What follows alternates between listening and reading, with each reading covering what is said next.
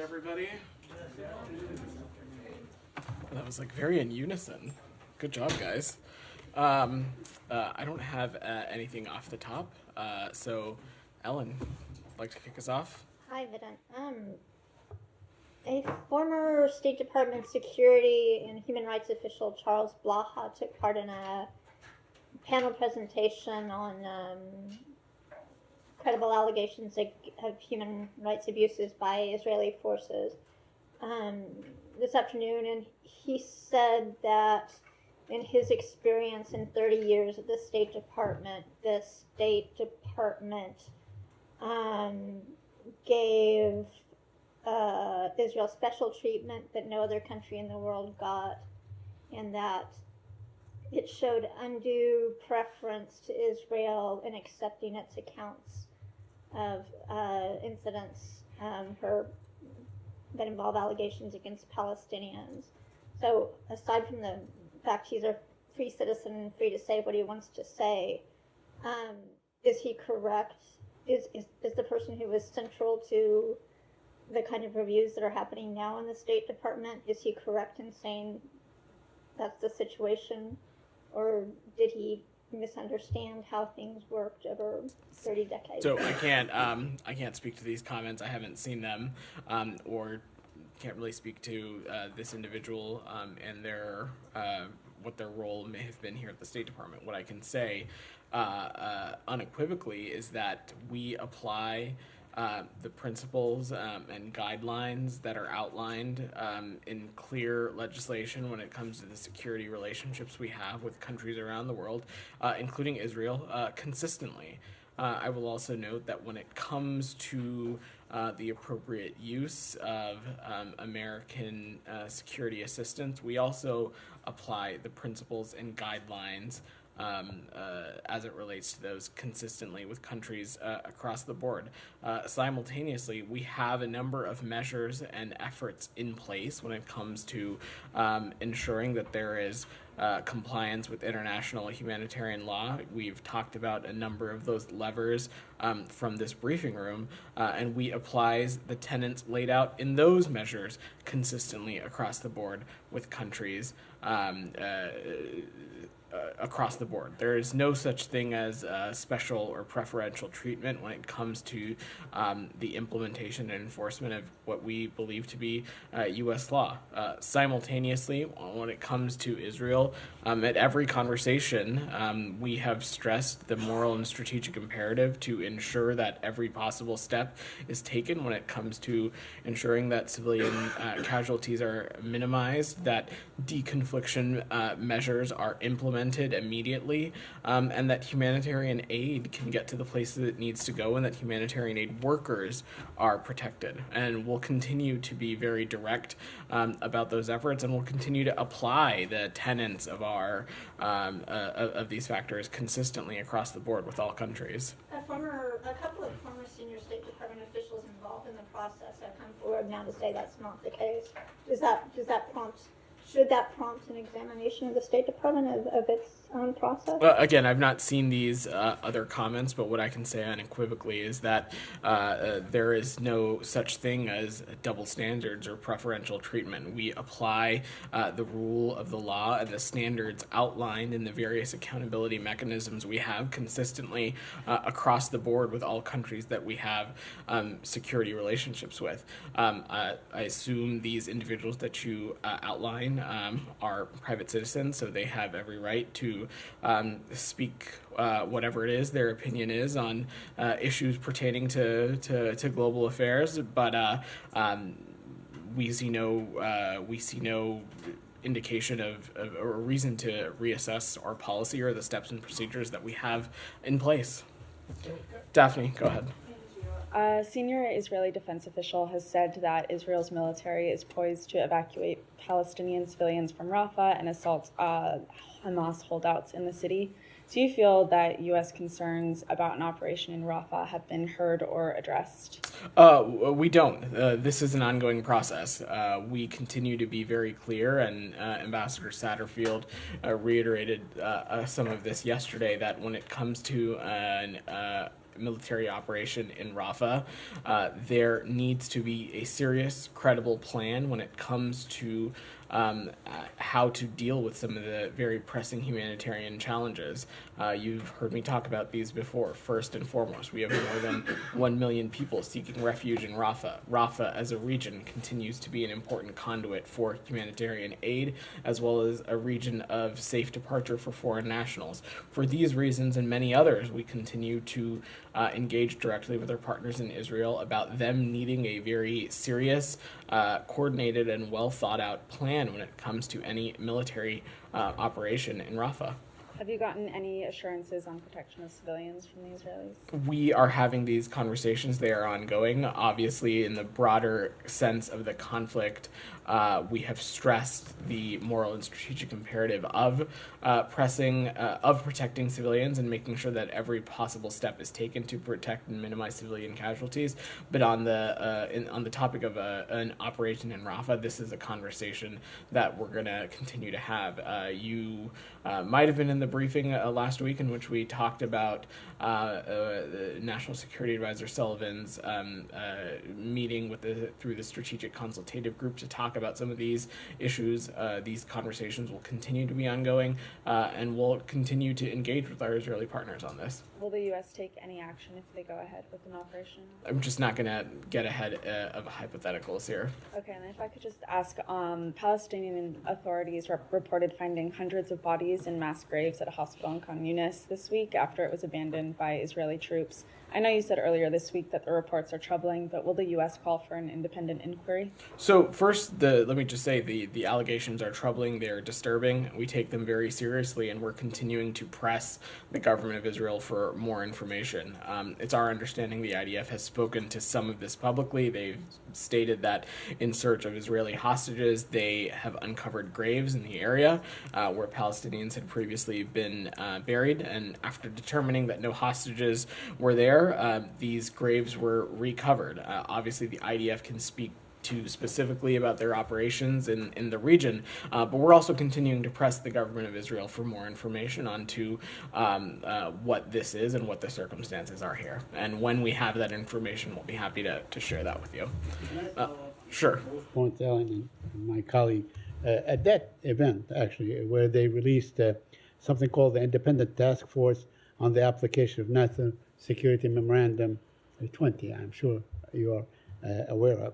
Now, these two former officials from the State Department, they were, of course, they're private citizens, but they were speaking officially of their time spent in the State Department. So you are saying that there's never been, at any time, a special treatment of Israel in terms of dispensing aid, military aid, or otherwise, or even political aid. Said, what I'm saying is that when it comes to the security relationships that we have with countries around the world, whether it be Israel, whether it be any other country where we have a robust security relationship, the applications and standards of the laws that guide that security relationship, including the laws and procedures that guide accountability measures that are in place within our system to ensure that human rights are not being violated, to ensure that American assistance is being used properly. The laws and guidelines and standards of those are applied consistently across the board. There is no double standards and there is no special treatment, regardless of country.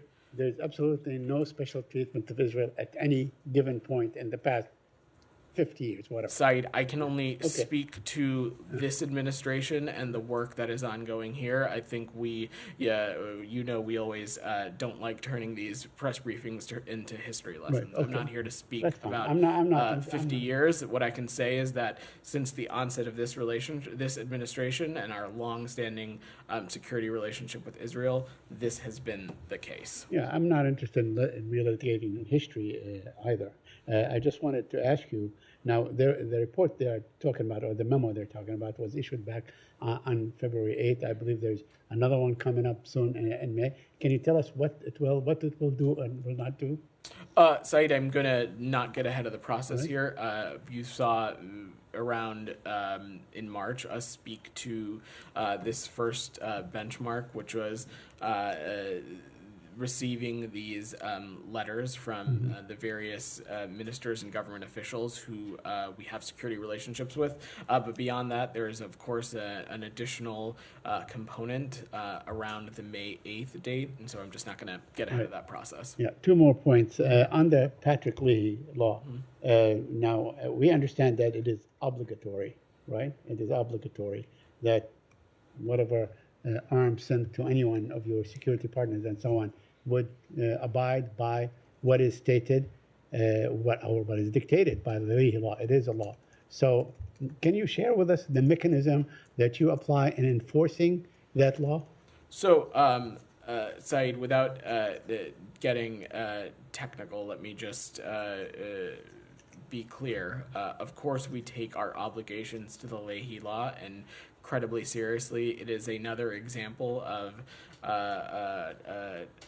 a tool that we have at our disposal that we continue to apply consistently across the board when it comes to countries in which we have security relationships. A determination on a Leahy law violation would essentially mean that we would have been found gross violations of human rights, and then particular components under a particular country where we have a security relationship, those specific components would be ineligible for U.S. assistance. But again, that is talking about in a broad term, and I'm not going to get more specific than Okay, that. and lastly, on the mass grave, now an Israeli spokeswoman for the Israeli army basically dismissed the whole thing, dismissed the charge. Now, you're saying you find it troubling and you asked the Israeli government for a clarification. Do you expect them to come back to you with these clarifications? Do you have a time frame? I don't have a time frame for you, and we do expect them to provide us with more information. But considering that this is just happening and it has a certain level of urgency, I mean, considering that the UN is asking for an independent investigation and so on, do you say that we need a response within this period of time? We are stressing the urgency of not just this incident, but other incidents in which we continue to press our partners in Israel for more information and more details about the circumstances surrounding it. We don't always read those conversations out. Sometimes they are private, but our partners in Israel are ones in which we engage with regularly around the clock at varying levels, and will continue to do so. Thank you. Elizabeth, go ahead. There was a report in Israeli media over the weekend that Israeli Finance Minister Smotrich is pushing to legalize 68 outposts in the West Bank. Does the State Department have a reaction to that report, and is this something you've raised with Israeli officials? So, look, these reports about directives to support illegal outposts in the West Bank, we believe that to be dangerous and reckless. Our policy, U.S. policy, remains that settlements are counterproductive to the cause of peace, and the government of Israel's program is inconsistent with international law, and will continue to urge Israeli officials to refrain from taking actions to fund outposts that have long been illegal under Israeli law. Actions or announcements seeking to expand outposts will only move the goal of peace and stability in the region further away. Abby, on the region or anything else? Yeah, go ahead. Hamas released a video today of Israeli-American hostage Hirsch Goldberg Pollen. And I wondered if you had any comment on the video, and if you had any further information on proof of life or the date of the video, and more broadly, if you could give an update on the hostage discussion. Sure. So the video itself is being actively examined by the Federal Bureau of Investigation and the Hostage Recovery Fusion Cell. I can't comment on it any further at this time on any of the specific parameters on the verification of it or not.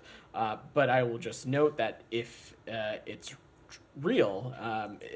That this is another example of Hamas preferring to hold hostages rather than end the war and bring much needed relief to the Palestinian people in Gaza. On the matter of hostage talks and negotiations, Abby, there is a deal on the table.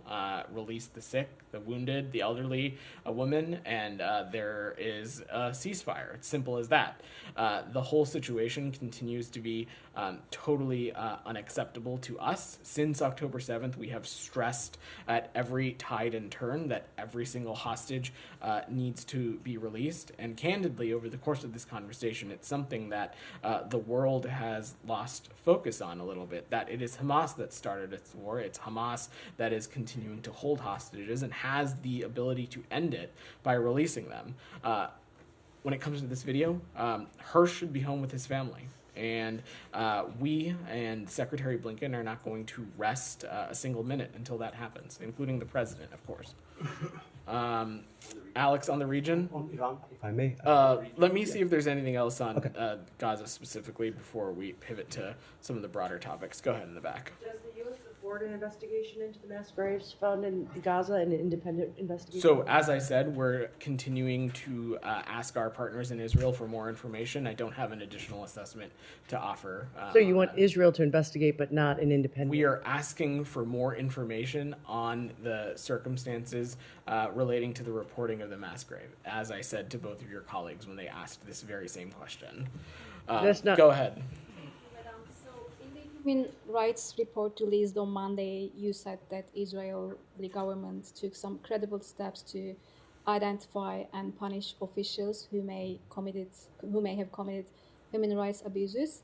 However, we have not seen some credible steps regarding several investigations since October 7, including the killing of Hind Rajab. I wanted to follow up on what Matt said last week. He said that you would ask for more information in light of the recent Washington Post report, which casted doubts on earlier Israeli findings. Any updates on these? Have Israelis gotten back to you? So, specifically as to what mechanisms might be in place within the Israeli system, I will let our partners in Israel speak to that, about any efforts that they are undertaking. From the United States perspective, you've heard me say this before, we consistently, in all conflict zones, continue to assess and identify evidence, facts, situations on the ground.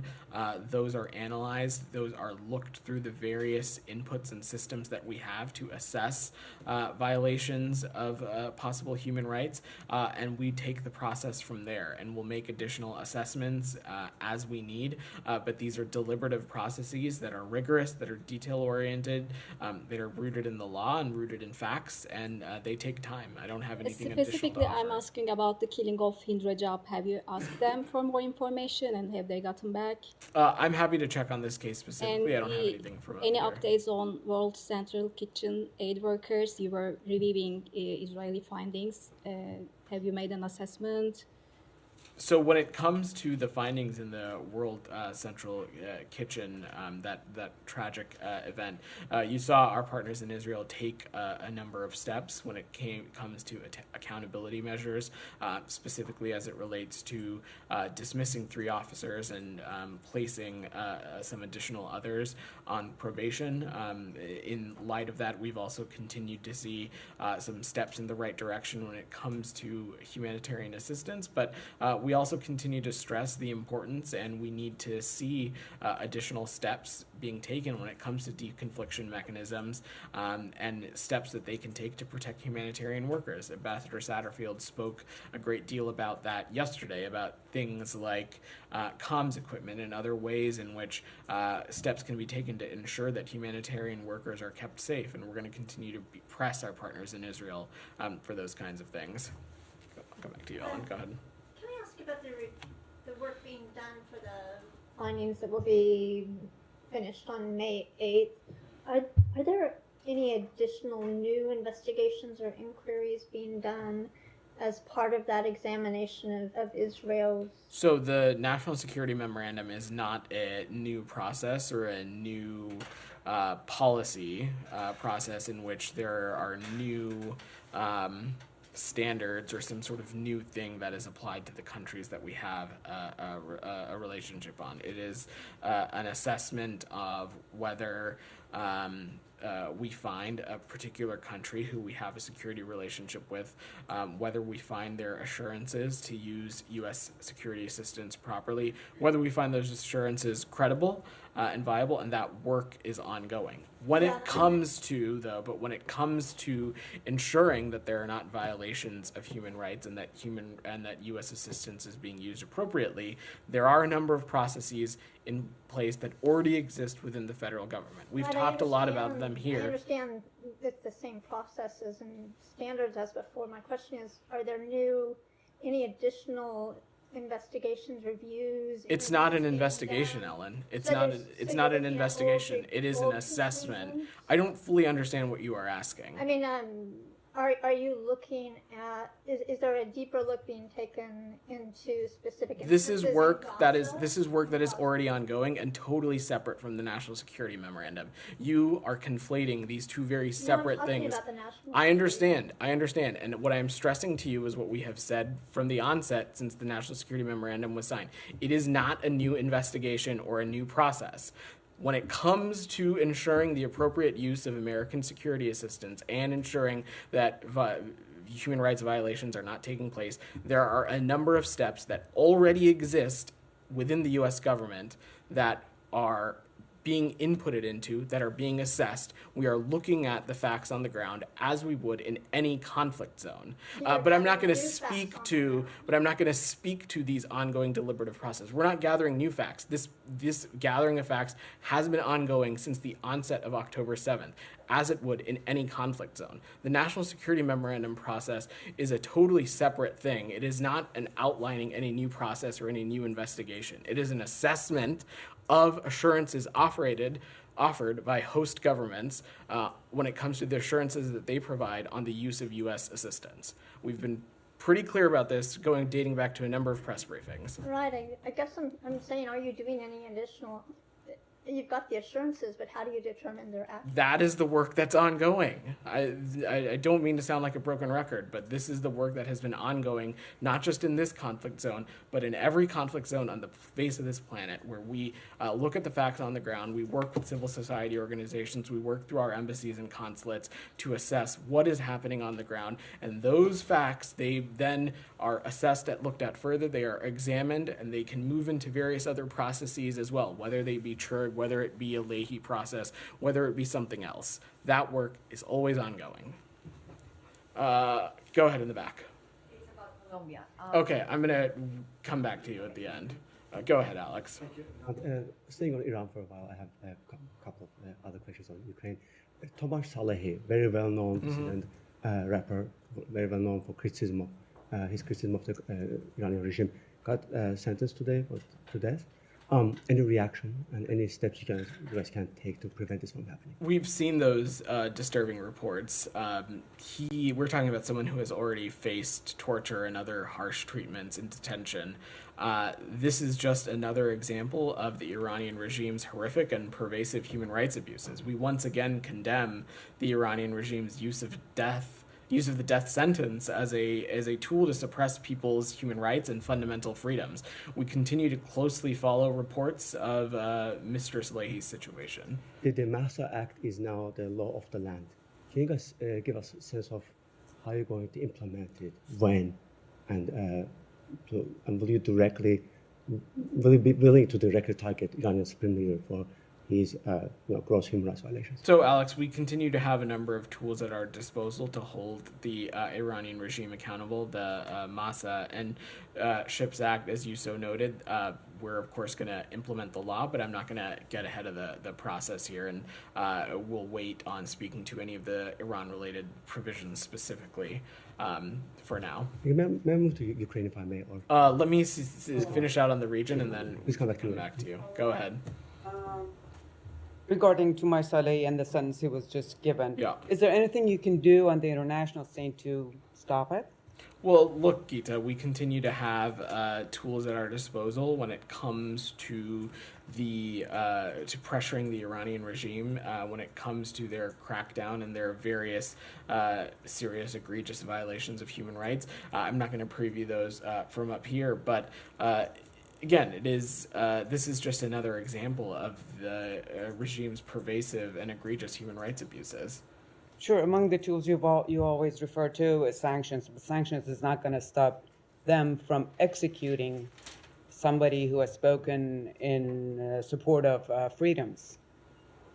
Anything else you may be able to do? Well, look, the reports are incredibly disturbing and troubling, and we'll continue to raise cases like this one and raise violations of human rights like this and continue to make clear these kinds of egregious crackdowns in public forums like this one through the international community, so that we can further collectively hold the Iranian regime accountable for its crackdowns. On the region, go ahead, Doc. Okay, thank you, Don. I just did only a follow-up. I didn't get to finish my question about the Netzah Yehuda Battalion, and this is the question. In light of JewishPress.com and Middle East forum reports regarding the Democracy for the Arab World Now organization criticism of the IDF, that battalion, and their ties to the Muslim Brotherhood, which supports Hamas in its war against Israel, does the U.S. government vouch for the credibility of the Democracy for the Arab World Now organization reports regarding those U.S. sanctions against the Netzah Yehuda Battalion? And a quick follow-up. I'm not sure I fully am following your question. What exactly are you asking? Have you heard of the Democracy for the Arab World Now organization? I'm not familiar with this organization. Okay, well, I'll go to the next question here. Great. The United States continues to sanction more and more Israelis. Can you describe in detail what is the basis for these sanctions? Why there isn't a public hearing so that the American public can see or hear the evidence, and which other allies does the United States currently have sanctions against the citizens and military units? So generally, public hearings are not part of the process of designating individuals or entities under our system. But let me just be clear, and let's talk about what this is about. This is about violence in the West Bank, violence that we believe to be destabilizing when it comes to our ultimate goal of peace and stability in the region. And that's why you saw the administration take steps last week to designate individuals that we believe to be contributing to that instability through violent extremism. Go ahead. Yeah, thank you, Vedant. A question on Iran. Rafael Grossi, Director General of the International Atomic Agency, said in an interview with Deutsche Welle that Iran is weeks rather than months away from having enough enriched uranium to make a nuclear weapon. Well, what's the U.S. assessment on that? Do you have the same belief? So I don't have any assessment to offer from up here. What I can say is that we sincerely appreciate the IAEA's extensive efforts to engage Iran on longstanding questions relating to Iran's safeguard obligations, and we're going to continue to support Director General Grossi and the IAEA in their efforts. We'll also continue to consult closely with the E3 and other appropriate partners on this, but I'm not going to. Don't have anything. What about his comments? He says that Iran is weakest, closer to enrich uranium to have the nuclear. Does that concern the U.S. government? Look, any kind of the president has been very clear that we will go at all lengths to ensure that Iran doesn't obtain a nuclear weapon, but I don't have an assessment to offer on Director General Grossi's comments, but we certainly continue to appreciate his efforts to engage the Iranian regime as it relates to their safeguard obligations. And one last question, if I may. Sure. Yeah, this week and after the Iraqi Prime Minister went back to Baghdad, the militia group has resumed their attacks. The Pentagon spoke of that, and here at the State Department, Matthew spoke of that too. But my question is that were there any connections with the Iraqi government on that specific attacks and the resumption of the militia groups' attacks on the U.S. forces? I'd refer you to my colleagues at the Pentagon to speak in greater detail about this. I don't have anything to offer. No connections from State Department? I don't have any assessment to offer from up here. Go ahead. Thank you very much, Mr. Patel. Just a few and promise to make them brief. On Monday, Secretary gave detail about the human rights report. And you said you do not have double standards. since last year and a half, you do not see 1 million Pakistani moving out of the country, journalists being put in jail, women in jail, political workers in jail. Is there a question here? So Pakistan was not part of the human rights violation in the yearly report. Do you guys not see any violation happening there since last 1 year? I am sure that there is a section that includes Pakistan. But beyond that, did you attend the briefing on Monday? Yes. Then you probably recall both the Secretary, Matt, Ambassador Gilchrist, being pretty explicit about the fact that the Human Rights Report is not a compendium of every single human rights violation that has occurred in calendar 2023. It is picked certain specific entries. It is not supposed to be some sort of cross-cutting total list that includes every single violation. Of course, when it comes to any country in the world, including, of course, Pakistan, human rights continues to be on the agenda, and it's something that we'll continue to raise with them. Okay, just one, sir? Yeah, just one. Go ahead. On the same topic, the Human Rights Report, the Mexican president spent 40 minutes today, early in the morning, criticizing the report.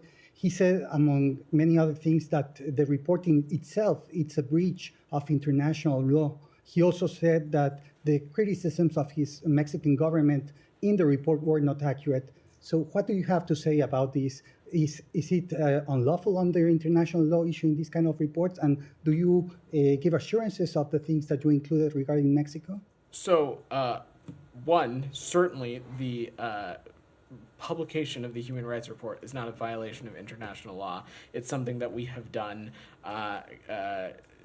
every year that this secretary has been secretary, and for every year almost before that. I can't think of a year in which the State Department, across administrations, across secretaries, have issued human rights reports. Again, I've said in this a number of times this week, the Human Rights Report is not a United States assessment on these various anecdotes and entries that are in there. It is a compilation of entries made from credible inputs, media organizations, government organizations, civil society actors, our embassies and consulates who input these specific entries. And as it relates to the section on Mexico, I just am not going to speak to these specific entries. Your opportunity to do that was on Wednesday, or on Monday, when Ambassador Gilchrist was here. So you all should have attended to talk about some of these entries more specifically. Go ahead in the back. So now Colombia, about the Human Rights Report, Colombia also sent a diplomatic note of protest because of the inclusion of an investigation against the son of the president, of President Petro. Colombia believes that it's unfriendly, it shouldn't be included there. And on the other hand, they protested against your statements yesterday, because they believe you gave credibility to the information of the investigation. I want to clarify exactly what were you trying to say when you said that you gave credibility, because let me be clear, some people are even saying that you said that money entered the campaign. So I don't think that there should be no confusion as it relates to my comments. Let's just take a step back and talk about this as a matter of fact. First, the Colombian government has every is their prerogative to conduct whatever kind of diplomacy or take whatever actions that they seem fit under their government. But what we're talking about here is that in the 2023 Human Rights Report, in the Colombia section, there are references to an inquiry that was opened by the Colombian Attorney General's office. It's a matter of public record that the Attorney General's office has opened this inquiry. The State Department didn't announce it. The Human Rights Report didn't announce it. This is a matter of public record. And government organizations are one of the many credible inputs that go into compiling the Human Rights Reports. This report, one of the things it's known for is compiling credible actions that governments take. But the inclusion of any entry in the Human Rights Report does not denote any kind of fact-finding or assessment by the United States government as it relates to these specific entries. And on the case that you note yesterday, I was pretty clear yesterday, and I will be so again. I have no comments or assessment or details to offer as it relates to this specific matter that the Attorney General's office has raised. That is for them to speak to, including the details and any specifics around the inquiry that they're looking into. The United States government does not have an opinion or point of view or an assessment on what's laid out there. Mr. Patel, just one last thing. There's a new attorney in Colombia. It was appointed by President Petro, and the course of that investigation is already changing. Does the U.S. trust that the investigation can be conducted fairly? Do you trust, like, the Colombian institutions on this, on the Attorney General office appointed by President Petro investigating his son? I have no different assessment to offer when it comes to the justice system in Colombia. This is an issue for the government of Colombia and the Colombian Attorney General's office. I don't have any other perspective from the United States. Thank you. Abby, go ahead. Goes? Sure. What a pivot. It's good, yeah, serious pivot. At least 2 Americans are currently being detained in Turks and Caicos after bringing in ammunition to the country earlier this year. Does the State Department have any concerns regarding the detention of Americans for bringing ammunition into the country?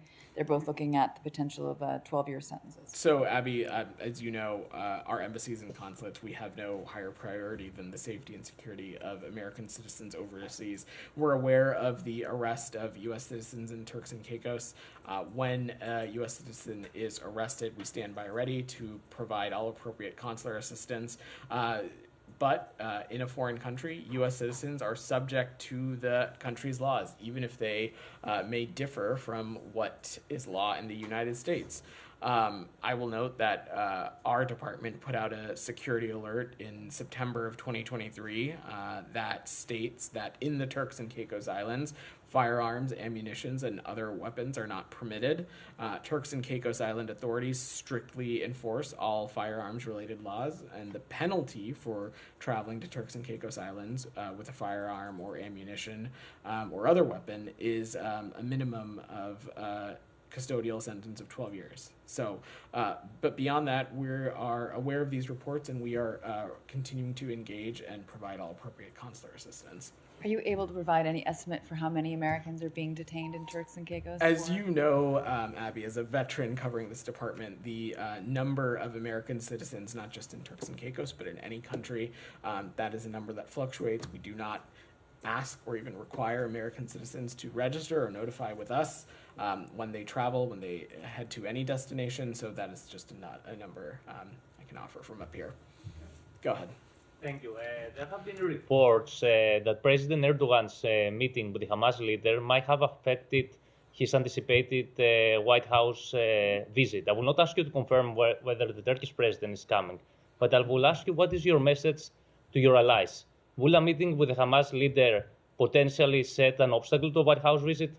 So our message to our allies and partners today is the same that it was on October 7th, which is that it no longer can be business as usual with Hamas, and that any country who may have a relationship with Hamas, influence with Hamas, needs to send a very clear message that they should take the deal on the table that will release hostages and help bring about much needed relief to the Palestinian civilians in Gaza, and that they should ultimately ensure that every single hostage is released. But I don't have any other... So does that mean that a meeting with the Hamas leader is business as usual, so you can influence a visit in the United States? I have no assessments to offer on that meeting beyond that. So can I just follow on that? Sure. Very quickly. Yeah. So would you like to see your allies, like Qatar, for instance, throw the Hamas leadership from Qatar? Because there's been a lot of talk about this. I spoke a little bit about this last week, since Saeed, this and was brought that, up now. I will, again, leave it to the government of Qatar to speak to any steps or that they may be taking as it relates to their own government. Go ahead. On the Secretary's visit to China, he said he would address human rights, but on this report that came out on Monday, will he specifically address the persecution of religious groups like the Uyghurs in Falun Gong? And what have talks been like on this in the past? So what I can say is that in every engagement that we have had with the People's Republic of China since the onset of this administration, human rights have always been on the agenda, and they will continue to be so. And I have no doubt that human rights will be discussed this week while the Secretary is there. Go ahead. The Secretary's trip to China comes on the heels of the Philippines trilateral and forward movement on AUKUS. And next month, the inauguration of the Taiwanese president-elect is approaching. How will these factor into discussions with Chinese officials, potentially President Xi? So, look, broadly, the peace and stability of the Indo-Pacific region continues to be a key tenet of what we will be engaging on, not just with these countries that you laid out, but also in our engagements with the PRC over the course of this week. It's important to note that there's a number of other topics that we expect to come up. We talked a little bit about them earlier this week. He's going to work, the Secretary, to accomplish three main goals. First, make progress on key U.S. priorities, including resuming counter-narcotics cooperation, continuing military-to-military communication, issues around artificial intelligence, and strengthening people-to-people ties. He'll also clearly and directly communicate concerns on regional and global issues. As I said, peace and stability in the Indo-Pacific region, maintaining cross-strait ties, ensuring that tensions are kept in check. We also will discuss managing our relationship and competition responsibly with the PRC. You can expect all of these things to be talked about, and more importantly, you'll have a chance to hear from the Secretary at the end of the week when he has a press conference at the conclusion of his trip. You had your hand up in the back. Did you not? Yeah, but my question is being asked. But Great. just to follow up. Relax, Alex. I will get to you. Is Secretary going to have his ending press conference in China or back here in the U.S.? It will be in Beijing at the end of the week. Go ahead, Alex. Two topics. Ukraine first. The first tranche is out today. It did not include long-range ATACMS, but there are reports that the president has already directed administration officials to send them. I think the reports actually say that it has already been delivered and it's being used. Can you please confirm that and overall your reaction to first package? Sure, Alex. So yes, I can confirm that the United States provided Ukraine with long-range ATACMS at the president's direction. He quietly directed his national security team to send ATACMS to Ukraine for use inside Ukrainian sovereign territory in February. They started moving as part of the military aid package we announced on March 12th, and those missiles arrived in Ukraine this month. We did not announce this at the onset in order to maintain operational security for Ukraine at their request, and I'll defer to them to speak about their use and how they may or may not be operationalized in their own military operations. Extremely helpful. Yeah. Moving forward, can you guys give us a sense of how you guys are going to determine what kind of guns, weapons do they need, to make a tangible change? So I'm just not going to speculate on any forthcoming drawdowns or any forthcoming security systems or assets we may be providing our Ukrainian partners. Only to say, you saw us take a huge step today with the announcement of this $1 billion package. It was incredibly helpful, and our message to our Ukrainian partners is that this assistance is on the way, and that our commitment to their defense is unwavering. Again, final one from me on Armenia Azerbaijan. Yeah. There are reports about some progress has been made in terms of border delimitation.